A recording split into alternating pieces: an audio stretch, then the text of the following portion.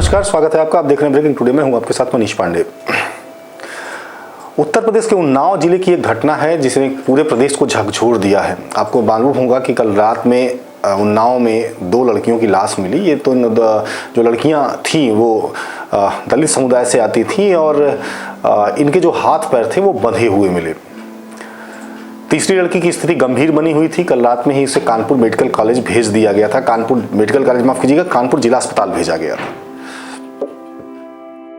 ये एक बड़ी ही दर्दनाक घटना है। आपको याद होगा इस तरह से एक घटना और हुई थी उत्तर प्रदेश के हाथरस जिले में, जिस घटना की निंदा पूरे देश में हुई थी। अब ठीक उसी तरह की घटना एक उन्नाव में हुई है, लेकिन वहाँ पर पुलिस ने तत्परता भी दिखाई है। पुलिस काम कर रही है, मौके पर सारे अधिकारी मौजूद रहे। जिस तरीके से पहले कोशिश की गई उस तरह की कोशिश ना की जाए, ये तमाम तरह के सवाल सोशल मीडिया पे उठने शुरू हो गए थे।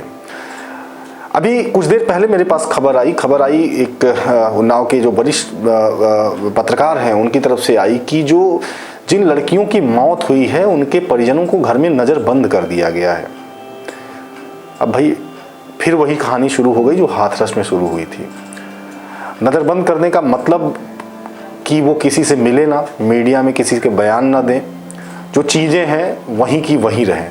तो निश्चित रूप से एक बड़ी दुर्भाग्यपूर्ण घटना है कि अगर इस तरीके से जो है जिन लोगों के ऊपर कानून व्यवस्था बनाने की जिम्मेदारी है, जिन लोगों के पास जिन लोगों के कंधों पर इन लड़कियों की मौत के जिम्मेदारों को जेल तक पहुंचाने की जिम्मेदारी है, अगर वो परिजनों पर ही दबाव बनाने लगेंगे तो निश्चित रूप से अगर ये खबर बाहर जाएगी तो कोई भी सरकार के पक्ष में खड़ा नहीं दिखाई देगा। हालांकि बताया जा रहा है कि जो उनके परिजन हैं वो सीबीआई जांच की मांग कर रहे हैं, लेकिन जो स्थानीय प्रशासन है वहाँ इतना दबाव बना रखा है कि वो कहीं बाहर ना निकले, किसी दबाव में या कहीं किसी से को कोई बयान न दें। तो निश्चित रूप से एक स्थिति दुर्भाग्यपूर्ण है और एक बार फिर ऐसा लग रहा है कि जिस तरीके से हाथरस की घटना को दबाने की कोशिश की गई थी और उसके बाद वो सरकार के गले की हड्डी बन गई थी। जो पीड़िता थी रातों रात उसका शव जलाना पड़ा था। उसके अलावा जो कई सारे आपने वीडियोस देखे होंगे सोशल मीडिया पे, उसमें जो उस समय हाथरस के डीएम थे, हाथरस के डीएम का सीधे परिजनों को धमकाते हुए वीडियो भी वायरल हो रहा था। तो मुझे लगता है कि इस बार इन चीज़ों का ख्याल रखा गया है कि ये सब चीज़ें बाहर ना आए। और जो परिवार को नज़रबंद करने की बात की गई है, तो निश्चित रूप से अगर नज़रबंद किया गया है तो एक बार फिर उन काबिल अफसरों की कोशिश है कि ये मामला तूल ना पकड़ पाए। लेकिन साहब, खबर कहाँ दबती है, खबर तो सामने आएगी ही। और जब भी किसी को सूचना मिलेगी या जब भी कोई ये सुनेगा कि इस तरह से पीड़ितों के ऊपर ही दबाव बनाया जा रहा है, उसे ही नज़रबंद किया जा रहा है, तो चुनाव में ज़्यादा वक्त नहीं है।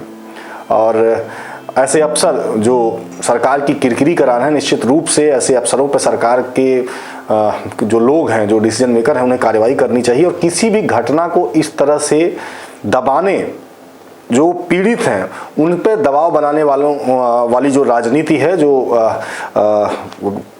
काम करने का तरीका है कि जो पीड़ित हो उसी पे दबाव बनाया जाए कि वो कहीं बाहर मुंह ना खोले, ये निश्चित रूप से गलत है। और इसके पहले इस तरह का उदाहरण उत्तर प्रदेश की राजनीति में नहीं देखा गया है और इस तरह की चीज़ें सामने नहीं आई हैं। तो निश्चित रूप से एक बार सोचना होगा उन तमाम अफसरों को जो लोग इस घटना को दबाने में लगे हुए हैं कि उन्नाव भी कहीं हाथरस न बन जाए।